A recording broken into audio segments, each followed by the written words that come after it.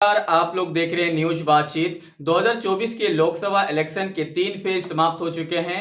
चौथे फेज की तैयारी स्टार्ट हो चुके हैं। इसी बीच एक सर्वे निकल के सामने आया है जिसे देखकर आप चौंक जाएंगे, हैरान हो जाएंगे। इससे यह पता चलेगा कि जो 3 फेज समाप्त हुआ है उस 3 फेज में किस पार्टी की सबसे ज्यादा सीट आ सकती है और आने वाले 4 फेज जो हैं उसमें किस पार्टी की सबसे ज्यादा सीट आ सकती है। इस सर्वे के बाद आप अंदाजा लगा सकते हैं। लेकिन हम आपको बता दें उससे पहले कि इस बार किस मुद्दे पे इलेक्शन हो रही है और अगर आपने वोट किया है तो आपका मुद्दा क्या था। आप मुझे कमेंट बॉक्स में कमेंट करके आप अपनी राय दे सकते हैं ताकि आपकी राय हम आपको और अपने जनता को बता सके कि जनता का राय इस बार क्या है, बेरोजगारी के ऊपर है या कोई और मुद्दा है। खास करके हमारे भारत में मुद्दे अनेक प्रकार के होते हैं, लोगों के अनेक प्रकार के मुद्दे हैं, लेकिन आपने किस मुद्दे पे वोट किया है मुझे कमेंट करके जरूर बताएं। चलिए हम बात कर लेते हैं कि अभी फिलहाल सर्वे क्या आया है। सबसे पहले हम बात कर लेते हैं उत्तर प्रदेश की। उत्तर प्रदेश में टोटल 80 सीट है जिसमें से बताया जाता है जनता के फीडबैक के आधार पर कि 35 सीट ऑलमोस्ट यहां पे इंडिया गठबंधन ला सकता है। एनडीए गठबंधन 40 सीट लेके आ सकते हैं और अदर के पास 5 सीट जो मायावती जी का है। तो ये अदर कहां पे जाके रुकेंगे किसी को नहीं मालूम, लेकिन अगर इंडिया गठबंधन यहां पे 30 से 35 सीट लेके आ सकते हैं तो ये बड़ा चमत्कार होगा और बड़ा चेंजिंग होगा। चलिए हम बात कर लेते हैं हम बिहार की, महाराष्ट्र की। तो महाराष्ट्र में 48 सीटें और 48 में से इंडिया गठबंधन को 28 सीट और एनडीए को 18 सीट, अदर के खाते में 2 सीट। शिवसेना और एनसीपी के तोड़ने के बावजूद यहां पे भारतीय जनता पार्टी को थोड़ा सा डेंट लगते हुए नजर आ रहे हैं। बंगाल की अगर बात की जाए तो बंगाल में 42 सीट से यहां पे ममता बनर्जी का बिल्कुल जादू बरकरार है। इंडिया गठबंधन दोनों को अगर मिला के बात करें, हालांकि अलग अलग फाइट किए हैं, तो यहां पे 40 सीट लेके आ रहे हैं और भाजपा के खाते में 2 सीट जाते हुए नजर आ रहे हैं। बिहार में 40 सीट्स है जिसमें से इंडिया गठबंधन के खाते में 25 सीट्स, एनडीए के खाते में 14 सीट्स, अदर के खाते में 1 सीट्स। ये अदर जो है एआईएमआईएम की पार्टी है जो खास करके ला सकते हैं, ऐसा बताया जाता है जनता के फीडबैक के आधार पर। तो यहाँ पे नीतीश कुमार भी कोई खास जलवा नहीं दिखा पा रहे हैं।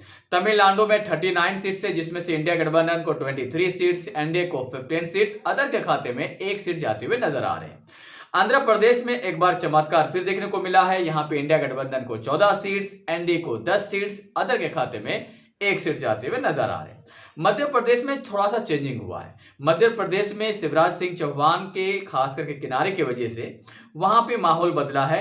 इंडिया गठबंधन को जिसकी वजह से 15 सीट्स, एनडीए के खाते में 10 सीट्स और अदर के खाते में 4 सीट्स। ये अदर हो सकता है कि एनडीए में बाद में चला जाए, तब भी यहां पे इंडिया गठबंधन आगे है। कर्नाटक में माहौल चेंज है। यहाँ पे खास करके कहा जाता है कि साउथ एरिया के एक चाणक्य है और उसकी वजह से हुआ है। तो इंडिया गठबंधन 18 से 20 सीट लेकर आ सकते हैं और अदर एनडीए के खाते में 8 सीट्स, अदर के खाते में 2 सीट जाते हुए नजर आते हैं।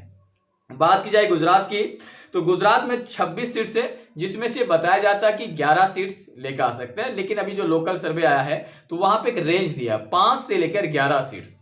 तो 5 सीट भी लेकर आते कम तब भी यहाँ पे एक बड़ा चेंजिंग होगा और 11 लाते हैं तो बहुत बड़ा चेंजिंग है। तो आप मुझे बताइए कि 11 लाएंगे या 5 लाएंगे। हालांकि उसके बाद का जो सीट है वो भारतीय जनता पार्टी जीतते हुए नजर आते हैं क्योंकि वहां पे उसका गढ़ है।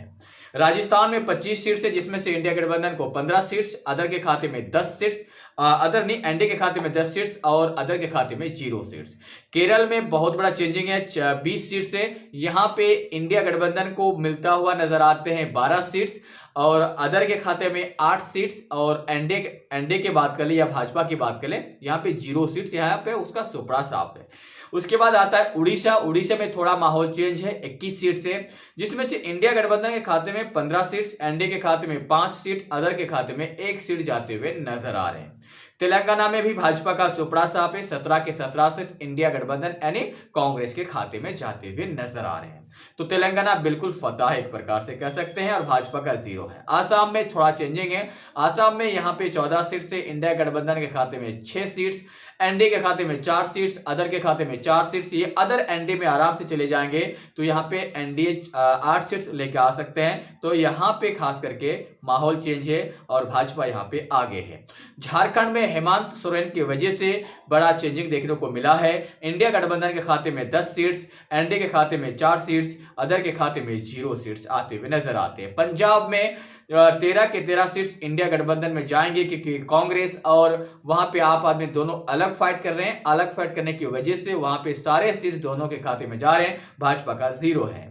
छत्तीसगढ़ में 6 सीट्स है, जिसमें से इंडिया गठबंधन को छत्तीसगढ़ में 11 सीट से इंडिया गठबंधन में 6 सीट्स, अदर के खाते में 0 सीट्स और भाजपा के खाते में 5 सीट्स। यहां पे भी टफ फाइट है, लेकिन सबसे ज्यादा टफ फाइट हरियाणा में 10 सीट्स है और दोनों के खाते में 5-5 सीट जाते हैं नजर आ रहे हैं। एनडीए के खाते में 5 सीट्स और इंडिया गठबंधन के खाते में 5 सीट्स, अदर के खाते में 0 सीट्स। अगर दिल्ली की बात करें तो दिल्ली में थोड़ा सा चेंजिंग है। 5 सीट 7 में से लेके आ रहे हैं इंडिया गठबंधन और 1 सीट जो है खास करके जा रहे हैं कांग्रेस, भारतीय जनता पार्टी के खाते में। 1 सीट में सामंजस्य है कि जीतेगा कौन, लेकिन अगर हम ये सीट भी दे देते भाजपा को तब भी 2 सीट्स और एनडीए के खाते में 5 सीट्स। बाकी कश्मीर में तो खास करके भारतीय जनता पार्टी फाइट नहीं कर रहे हैं, तो वहां पे छोड़ ही दीजिए। बाकी छोटे छोटे राज्य हैं जहां पे भारतीय जनता पार्टी की बहुत ही ज्यादा हालात खराब है, तो इसलिए पता चलता है कि 2024 में बहुत ही ज्यादा टफ फाइट है। भारतीय जनता पार्टी के ऑल ओवर सीट 225 से लेकर 250 सीट आ सकता है और कांग्रेस के खाते में 300 के आसपास सीट आ सकते हैं। तो 2024 में इस बार सरकार शायद चेंज होते हुए नजर आ रहे हैं, लेकिन फिलहाल रिजल्ट तो 4 जून को ही आएंगे। उसी दिन आपको पता चलेगा इस बार सरकार किसकी बन रही है।